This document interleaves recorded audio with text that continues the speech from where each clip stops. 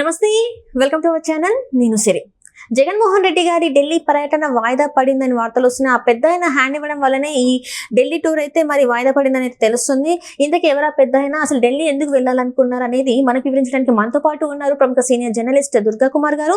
నమస్కారం సార్. నమస్కారం మా సిరి, మన వీక్షకులు కూడా నమస్కారం. సార్, ఇప్పుడు చూస్తుంటే జగన్మోహన్ రెడ్డి గారి ఢిల్లీ పర్యటన వాయిదా పడింది, ఆ పెద్ద అయిన వల్లే హ్యాండ్ ఇచ్చారు అని చెప్పేసి మనకు వార్తలు వస్తున్నాయి. ఇంతకైనా ఢిల్లీ ఎందుకు వెళ్ళాలి అని అనుకున్నారు? ఇంతకీ ఆ పెద్ద అయిన ఎవరు హ్యాండ్ ఇచ్చింది? మా చిన్నప్పుడు మా తాతమ్మ ఉండేది, అంటే మా నాయనమ్మ వాళ్ళ అమ్మ, ఆమె చెప్తా ఉండేది ఒక సామెత. నరుడికి 4 అంశాలు ఉంటాయంట. నరుడు ఏ మానవుడికైనా 4 అంశాలు, అంటే 4 దశలు ఉంటాయి జీవితంలో. ఉచ్చ దశ ఉంటుంది, మధ్యస్థ దశ ఉంటుంది, బాల్య దశ, పతన దశ కూడా ఉంటుంది.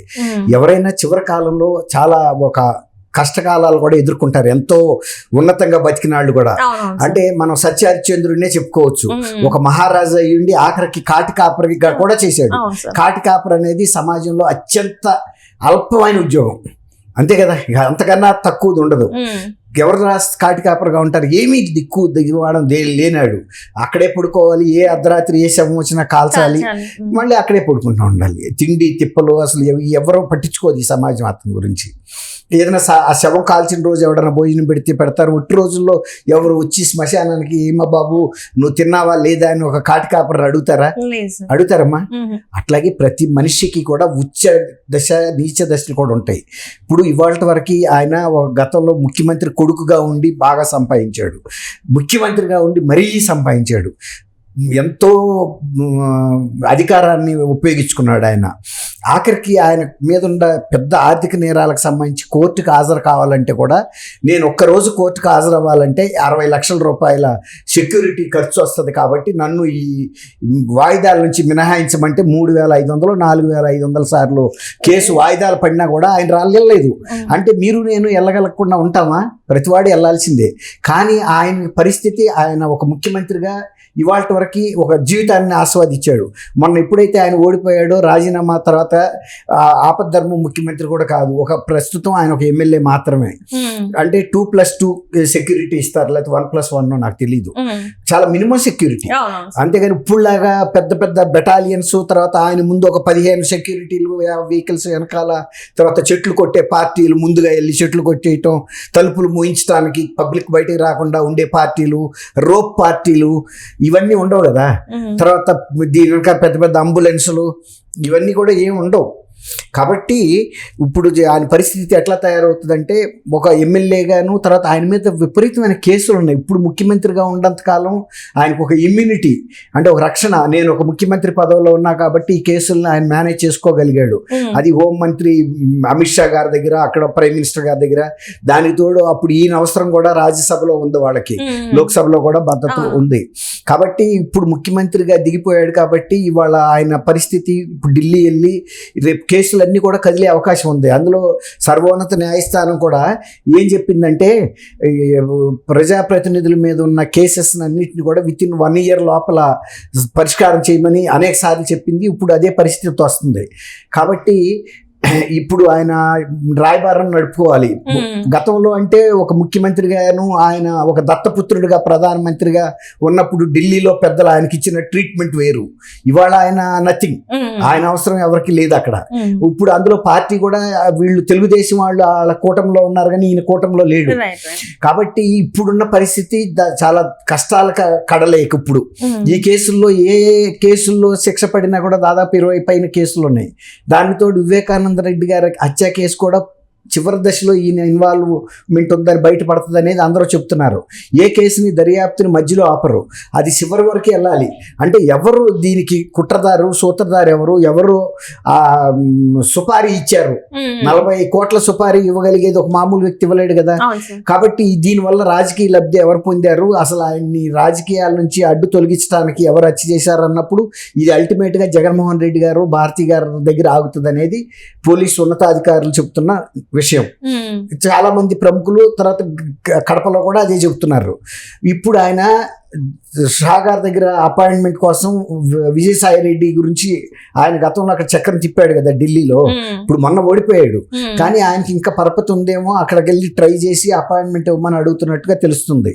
అది తెలుస్తుంటే ఆయన నేను ఇప్పుడు ఇవాళ ఎంపీ కూడా కాదు, తర్వాత పార్టీ మారిపోయాము, గతంలో కూడా మనని వాళ్ళు చివరిలో దూరంగా పెడుతున్నారు, మన కేర్ చేయరు, కాబట్టి నా ఇన్ఫ్లుయెన్స్ ఏం పనిచేయదు.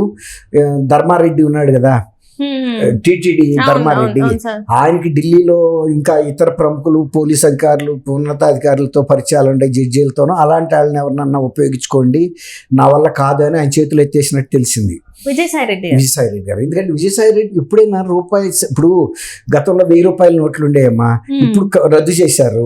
ఇప్పుడు 1000 రూపాయల నోట్ పట్టుకెళ్ళి మనం షాప్కి వెళ్ళి ఏదైనా కొంటామంటే తీసుకుంటారా? అది అప్పుడు, ఇది ఇప్పుడు.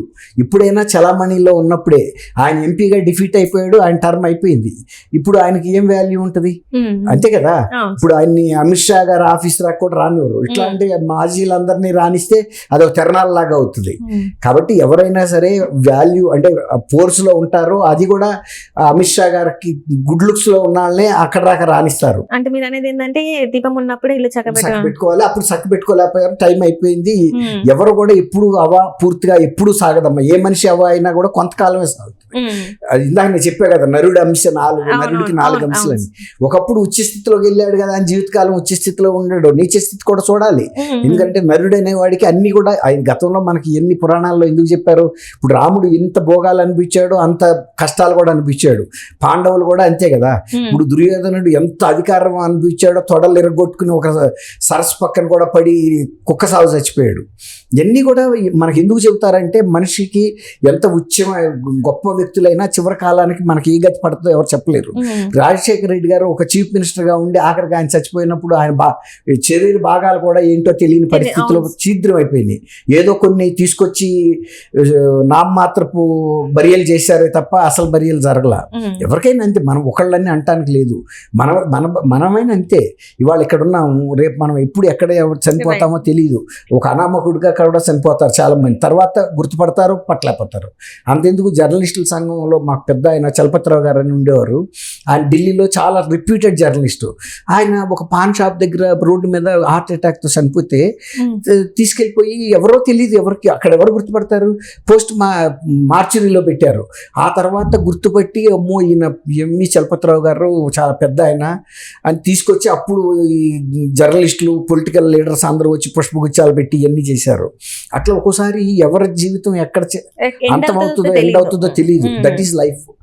కాబట్టి ఇప్పుడు ఈయన జగన్మోహన్ రెడ్డి గారు ఇప్పుడు దాకా చీఫ్ మినిస్టర్గా ఉండి అనుభవించిన భోగాలు, అధికారం, ప్రైమ్ మినిస్టర్తో ఎప్పుడంటే అప్పుడు అపాయింట్మెంట్ కోరుకోవటం, మోడీ గారి దగ్గర అపాయింట్మెంట్ తీసుకోవటం, తర్వాత 12 సంవత్సరాల పాటు ఆయన మీద ఉన్న కేసులు విచారణ రాకుండా వాయిదాలు వేయించుకోగలగటం, ఇన్ని వ్యవస్థలని సంస్థలని మేనేజ్ చేసుకోవటం అనేది జరిగింది.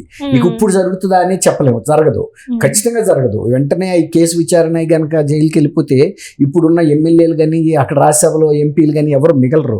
అసలు ఆయన జైలుకి వెళ్ళిపోతే పార్టీని నడపగలిగేది ఎవరున్నారు? అసలు ఇప్పుడు ఆయన ఉండి కూడా నడపలేని పరిస్థితి, ఎందుకంటే ప్రజలు ఆయన్ని నమ్మట్లా. ఇప్పుడు నిన్న కూడా ఆయన ఒక ప్రెస్ కాన్ఫరెన్స్ పెట్టి మా వాళ్ళని కొడుతున్నారని చెబుతుంటే ఇది ఎట్లా గుర్తొస్తుందంటే, వివేకానంద రెడ్డి గారు చంద్రబాబు వీళ్ళందరూ ఎలా చంపారో చెప్తున్నప్పుడు పక్కన షర్మిల్ గారు, ఇంకో పక్కన డాక్టర్ సునీతారెడ్డి కనుక ఉండి అమాయకంగా చూస్తున్నారు చూసారా, అట్లా ఒక పక్కన జగన్మోహన్ రెడ్డి, ఒక పక్కనేమో విజయసాయి రెడ్డి ఉండి చూస్తుంటే అదే సీన్ గుర్తొస్తుందని పార్టీ వాళ్ళే చెబుతున్నారు. ఇంకా కూడా ప్రజలను ఆయన మభ్య పెట్టే పని మీద ఉన్నాడు. ఇప్పుడు కార్యకర్తలు అంతకుముందు మరి తెలుగుదేశం వాళ్ళని ఇన్ని మర్డర్లు జరిగినా, ఇన్ని చేసిన సెంట్రల్ ఎలక్షన్ కమిషన్ వాళ్ళ రెస్క్యూకి వచ్చింది, కానీ ఈయన ఒక్కరోజు ఖండించలా, హత్యల్ని ఖండించలా, హత్య ప్రయత్నాలని ఖండించలా. ఇప్పుడు వాళ్ళ మీద దాడులు జరుగుతున్నాయని చెబుతుంటే పక్కనున్న విజయసాయి రెడ్డి, సజ్జల రామకృష్ణారెడ్డి కూడా నమ్మలేకపోతున్నారు. అంటే అంత నటన వైబల్యం మళ్ళీ చూపిస్తున్నాడు ఆయన. అప్పుడే ఎలక్షన్ అయ్యిందో లేదో ప్రజలు నమ్మేది నిన్నే కదా, నిన్ను నమ్మమని చెప్పిన తర్వాత నీ నటన ఎవరు నమ్ముతాడు? Right sir, thank you so much. మన వీక్షకులు.